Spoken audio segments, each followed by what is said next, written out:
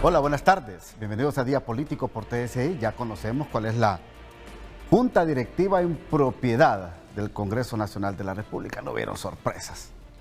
Le va a tocar a don Tomás Zambrano seguir las riendas de este poder del Estado en los próximos 4 años, y ahí le acompañan liberales, demócratas cristianos, Pino socialdemócrata y su propia bancada. ¿Cómo está, licenciado Andrés Pavón? Hombre, Ramón, muy bien, tranquilo, con un poco de más paz. Tengo como el cerebro más oxigenado. Sí, Un saludo a Marcio, ¿verdad? Créanme que sí. Le pregunté por Marcio, me decía que está en Estados Unidos. Está en Estados Unidos don Marcio Sierra, Sí, a quien don saludamos. Marcio, claro, Marcio. ¿Cómo está, don Marcio? Buenos días a ambos y al equipo que está operando esta reunión. A Andrés me gusta verlo. Ya estamos peludos de nuevo. Está bueno. Estamos jóvenes todavía, Andrés, así Todavía. que podemos dar. Todavía. Bueno. Claro, me alegra verlos. Y a usted, Ramón, muchas gracias por la oportunidad. Gracias. Tengo estos dos invitados porque quiero que interpretemos, que analizamos de los grandes retos que le viene al país y a quienes lo van a gobernar desde el Ejecutivo y quienes van a legislar desde el Congreso Nacional. Y comienzo con usted. Pues yo creo que estamos pasando sin lugar a dudas a una nueva etapa, Ramón. En esta etapa vamos a esperar y confiamos que vaya a haber un poco más de armonía en el Congreso Nacional, que por fin se pueda abrir a una legislatura que venga no solo a resolver los problemas del pacto de la agenda, sino que hay otros tipos de asuntos que debe tratar Honduras para podernos impulsar hacia una senda del desarrollo, bien continuar planes de país que anteriormente ya existían, que se habían discutido, o bien para hacer un rediseño hacia dónde vamos. Y creo que Libre le conviene armonizar un poco en este Congreso y hacer legislación, porque tiene diputados bastante jóvenes que van ahí con el deseo de aprender y poder aportar en el debate de ideas o propuestas encaminadas a atender las necesidades de la población. Pero hoy por hoy tienen el mismo pensamiento, tienen el mismo discurso. Yo creo que hay de los diputados viejos, de la dirigencia vieja de Libertad y Refundación. Es que se debe desprender de ese hilo que lo une al coordinador nacional, porque el coordinador nacional de Libre está convocándolos fuera del hemiciclo para darles orientación, para darles pautas. Esa misma pauta que les dio fue la que los hizo fracasar. Imagínense, esa misma pauta hizo que el Congreso Nacional no se constituyera en ese espacio de debate legislativo donde las ideas sobre propuestas y ofertas para alcanzar el desarrollo de Honduras o para encaminarnos hacia un desarrollo más objetivo, más visible, que respondiera a las necesidades sociales, se pudiera dar. Entonces ellos lo entramparon, como que no estaban preparados, no sabían cómo gobernar. Entonces lo más fácil era como entrampar el proceso. Porque no sé si en el fondo, en realidad, este entrampamiento tenía que ver con esa intención de anarquizar la institucionalidad. Ahora teníamos por la mañana un debate sobre el tema de la anarquía, porque decía alguien, no, es que los anarquistas no aspiran a que haya, no aspiran ni a ocupar cargos públicos, no, pero ha evolucionado, ahora ocupan cargos públicos, pero las instituciones no les quedan cómodas, ni tampoco la ley. Rompen los pactos sociales para gobernar en el marco de lo que ellos creen, en un estado desorientado. Ahora, en estos pactos firmados, don Marcio Sierra, entre liberales y nacionalistas, ahí en el Congreso Nacional de la República, ¿cree que se van a cumplir? Porque eso es lo que esperamos todos los hondureños, que se cumplan. ¿O cree que a los 2 años se va a romper esto? Mire, en primer lugar, lo que tenemos que reconocer, y en ese sentido Andrés ya lo dijo, es que hay buenas señales. Hay señales de que el enfoque tradicionalista que tenía el bipartidismo está cambiando. El hecho de haber establecido una agenda común nos da buena fibra, ¿verdad? Buena fibra. O sea, creo que el hecho de haberle ganado al Partido Libre nos da la oportunidad histórica de rescatar un enfoque de desarrollo democrático que corrija situaciones anómalas que se habían o se han presentado desde hace muchos años en Honduras. La primera cuestión que yo veo que está haciendo falta ¿verdad? Y que ahora pareciera que se va a corregir, es que actuemos en una gobernanza legislativa con visión de país. Una visión que, si bien es cierto y acertadamente lo dijo el presidente electo Nasri Afura, tengo que hacer en 4 años lo que se debería hacer en 8, ¿verdad? O sea, tiene que haber una visión de mediano y largo plazo que enmarque las acciones tanto ejecutivas como legislativas y también judiciales, porque todo el esquema institucional del país fue lamentablemente dañado. Entonces, recuperar un estado de normalización del Estado de Derecho va a implicar un esfuerzo enorme de parte del legislativo. Es bien importante lo que se está dando, porque por primera vez estamos viendo que hay el interés por establecer unidad o consenso o pacto legislativo en función de una visión de mediano y largo plazo. Sí. Que si se va a cumplir o no se va a cumplir, eso va a depender de la democracia, de la actividad ciudadana que esté pendiente de que eso se cumpla. Porque el mandato es claro, el mandato es bien claro. La ciudadanía hondureña demostró que quiere un cambio. Y ese cambio tiene que ser hacia una democracia que tenga crecimiento económico inclusivo y que tenga bienestar social generalizado que contribuya a reducir las desigualdades. Ahora, y en ese sentido, sí. Sí. No, termine su idea. Sí, en ese sentido, tiene que haber una correcta coordinación entre poder ejecutivo, poder legislativo y poder judicial independiente que sean autónomos. Ahora, pero debe haber un balance. Pero cuando observamos una junta directiva pluralista, ya conformada, ya integrada en propiedad, ¿qué nos visualiza esto? Bueno, hay un interés de la conducción del Congreso de poderlo volver efectivamente pluralista. El Congreso es un espacio donde hay diversas ideas, y hay unas ideologías que no son iguales, ¿va? Eso genera pluralidad ideológica y ese debate no es fácil. Entonces, cuando ya integramos una junta directiva entre los partidos políticos mayoritarios, nos da alguna esperanza, o sea, de que la conciliación entre el Congreso y las líneas que necesita el Ejecutivo para poder ejecutar actos que contribuyan en el desarrollo al que se refiere precisamente Marcio, eso significa que pudiera suceder. Aunque me parece que los parlamentarios del Partido Liberal, o sea, esta bancada, va a ir creciendo más, porque el Libre va a empezar a fragmentarse. En Libre, pensar un poco diferente, con determinada libertad, más allá de lo que indica el coordinador del partido, es provocar un acto de agresión contra los que piensan diferente. ¿Cree que se va a fraccionar la bancada de Libre? Pues, imagínese los ataques que ha tenido la diputada Melvin de Lloro por haber firmado el acta, por haber firmado para la junta directiva temporal, ¿va? Entonces, eso va a seguir sucediendo. Ya hay otras personas en Libre que llegaron ahí, que son jóvenes, que quieren aprender, quieren entender el debate, quieren verse, que el pueblo los mire, pues visibilizarse, como nuevos parlamentarios que llegan ahí con ideas frescas para colocarlas en el debate legislativo. Y eso va a ir provocando que migren hacia el Partido Liberal. Ha sido tradición. Pasó cuando tenían el poder y ahora que no lo tienen. Entonces, más debilidad para Libertad y Refundación. Más debilidad. No Otro golpe político. Otro golpe político, sin lugar a dudas. Libre no solo se va a fragmentar en el Congreso, sino saben capitalizar esos 700,000 votos que tuvieron. ¿Y usted cómo lo ve, don Marcio? Mire, yo creo que el Partido Libre tiene que reordenarse y además resetear su enfoque político.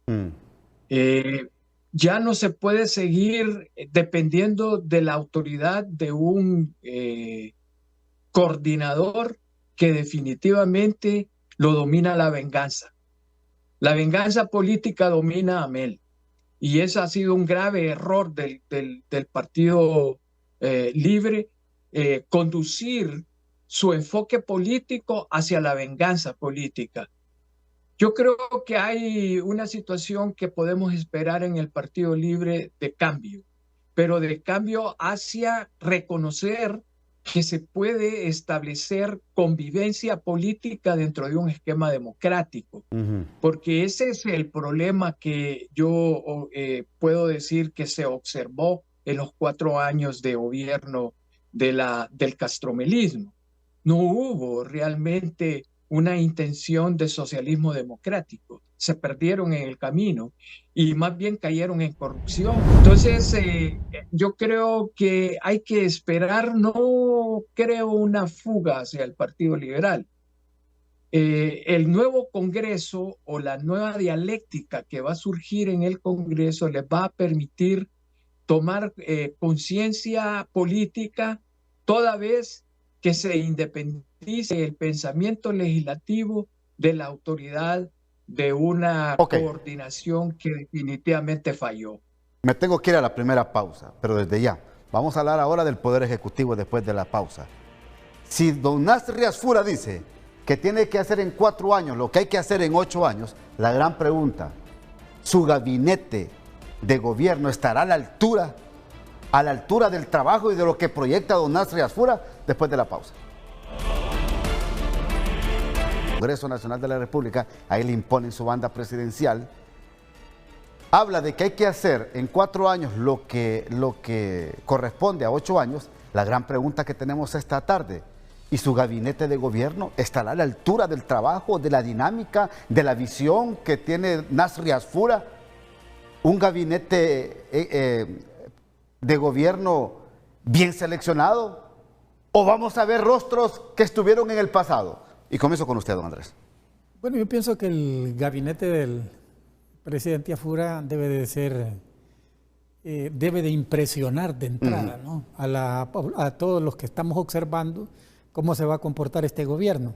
Y una forma de impresionarnos tiene que ser una impresión positiva, porque no vaya a ser una impresión negativa cuando empiece a ver usted rostros que la población en su momento los señaló o los miró como culpables de algunos efectos negativos en la administración del Estado. El presidente Nasri me parece un hombre pragmático, va a ser un gobierno orientado a que lo logremos visibilizar a través de obras de infraestructura, y ahí podría haber también un gran error si él no logra articular este esfuerzo a las emociones de la población. Y para que las emociones de la población puedan responder a los intereses políticos del gobierno, entonces ahí es donde el gabinete debe de ser un gabinete interdisciplinario que pueda lograr conducir la voluntad popular. El gobierno de Juan lo etiquetaron con el fuera Job, y eso hizo que el Partido Nacional saliera del poder y retornaron rápido, 4 años acá, pero el gobierno anterior se fuera el familión. O sea, el pueblo ya no anda viendo muchas cosas, ¿no? Con 2 elementos o 3 conceptos puede lanzarlos al aire y se logra masificar. A eso hay que tenerle cuidado. Por eso el gobierno no solo debe de ser una infraestructura de concreto, también debe de alimentar y pavimentar las ideas y los deseos nobles de la población. ¿Qué tipo de personas deben de conformar el nuevo gabinete de gobierno? ¿Que tengan meritocracia? ¿A eso se le apunta? ¿O vamos a ver lo mismo? Aquellas disposiciones políticas, don Marcio. Miren, yo estoy convencido que si bien es cierto la meritocracia debe ser requerida en todo gabinete, lo más importante es que el equipo técnico tenga clara la visión de ensamblaje de procesos económicos con procesos sociales, porque el grave error histórico que hemos cometido en Honduras, no de ahorita, sino desde hace muchos años, es que los procesos económicos se plantean separados de los procesos sociales. Entonces no ha habido una articulación inteligente que depende mucho del trabajo que haga el gabinete de gobierno. Acá hemos tenido la costumbre en Honduras de que el gabinete, cada quien actúa por su cuenta, porque es difícil encontrar que se ensamble una visión que contribuya a articular lo que es económico y que genere productividad con lo que es social, es decir, que la base humana sólida que está detrás de la producción contribuya a disminuir la desigualdad y el atraso económico. Y no lo hemos hecho así. Lo que hemos hecho nosotros es que lo económico va por un lado y lo social va por otro lado, y lo social cae en esencialismo. Entonces, ¿qué es lo que sucede? Tenemos un Estado que lo económico lo resuelve por su lado con reformas políticas que no contribuyen a integrar el proceso social y que más bien contribuyen a crear concentración de capitales. Y esto hace que la desigualdad aumente. Si nosotros vemos esa situación demostrada con objetividad, le va a ir muy bien al gobierno de Papi. Eso es lo que yo pienso, y eso es lo que tiene que tener claro todo el poder. Tiene que tener claro tanto el legislativo como el judicial, que se debe crear condiciones de desarrollo que ensamblen el proceso social con el proceso económico. Si mantenemos el error histórico de sostener separadamente estos procesos, estamos en lo mismo. Don Andrés. Yo creo que igual en la misma línea de Marcio, me da la impresión que también el gobierno va a requerir del apoyo, de la solidaridad, si se quiere decir en esos términos, que también un sector de la misma sociedad civil pueda imprimirle en sus primeras etapas de funcionamiento. Pues caemos a veces a criticar de entrada, y eso viene a desestimular la acción positiva que quizás tenga el Ejecutivo. Pero en el proceso se tendrán que ir marcando algunas cosas, porque hay que tener claro, la mayoría del voto fue porque se fueran, no fue porque viniera algo mejor, sino fue porque se fuera lo peor. Eso fue lo que interpretó la población al momento de ir a ejercer el sufragio. Uno les preguntaba, ¿cómo se siente? No, estoy satisfecho porque se fueron. No importaba si ganaba Salvador o si ganaba Tito. Entonces, esa cultura política y el ejercicio que nosotros estamos teniendo soberano en el marco del sufragio, parece que se ha estado marcando porque se vayan los que nos están haciendo daño. Ojalá Tito logre conducir su gobierno no hacia provocar ese estímulo social que les permita a la gente decir, no, que se vayan, y no pedir que venga uno nuevo, uno mejor. Por eso es bueno, sin anarquizar, ¿verdad? Sin anarquizar. Sin anarquizar. Claro. Ni del que está en el poder, ni el que está haciendo oposición. Y yo creo que... Sino concertar las cosas para el bien del país. Efectivamente, y me parece, me da la impresión que el Libre va a entender también esta lección aprendida. Ok. Voy a la pausa, ya regreso. Mire, solo... Bueno, tendrán que entender los tres partidos políticos más grandes en Honduras, porque no podemos seguir anarquizando la situación. Porque esto lo que provoca es esas inestabilidades que no queremos. Yo creo que ya superamos todo esto. Ya superamos en Honduras todo esto. Habrá que apoyar a un gobierno y señalarle lo malo, porque así debe ser. Pero constructivamente. Señalar lo malo constructivamente. ¿Usted quería abordar algo, don Marcio, antes de la pausa? Sí. A mí me parece que Papi tiene un enfoque bastante acertado.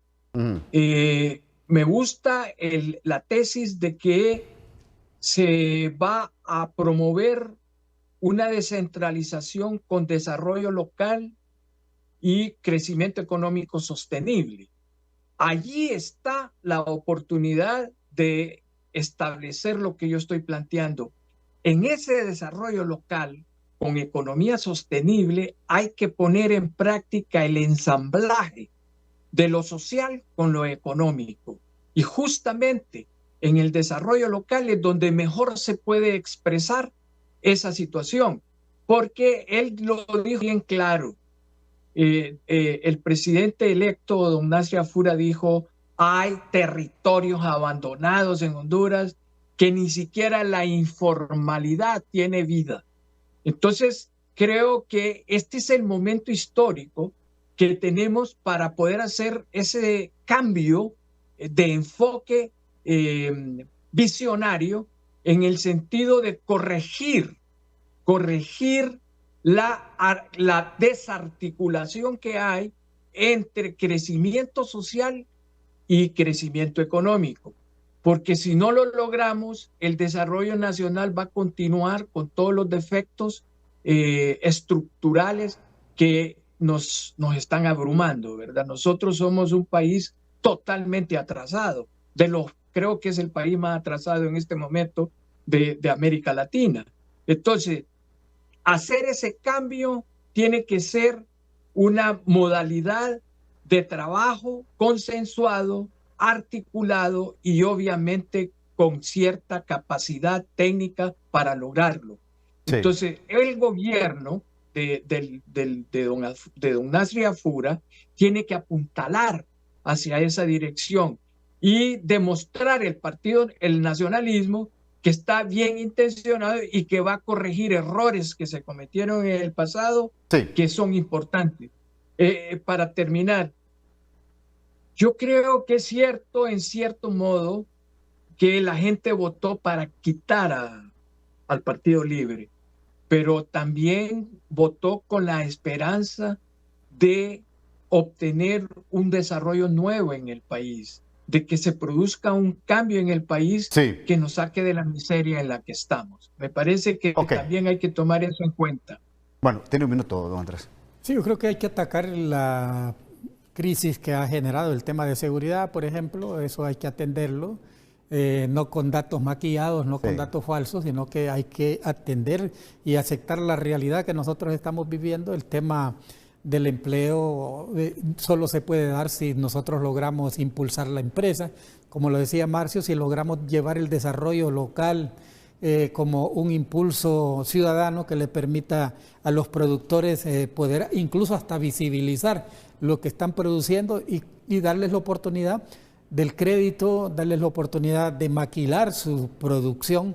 Yo conozco experiencias en donde en algún municipio, en países de Europa, hacen hasta su propia harina, hacen hasta su propio vino, procesan la manzana. Nosotros igual, aquí estamos desperdiciando más del 70% de las frutas que se nos pudren en la base del árbol cuando se desprenden, porque no tenemos capacidad de comerlas ni capacidad de venderlas. Y es que hay un ejemplo claro en Japón. Cuando usted vende frutas, ahí va la fotografía del campesino, del productor, y una pequeña historia de él, porque nosotros no podemos hacer eso y poder visibilizar quiénes son los que en realidad llevan el alimento a la mesa de este país. Bueno, vamos a ver qué pasa. Gracias, don Andrés, muy amable. Igual. Gracias, don Marcio, muy amable. Gracias. Hasta aquí el programa de hoy. Que pasen todos una feliz noche.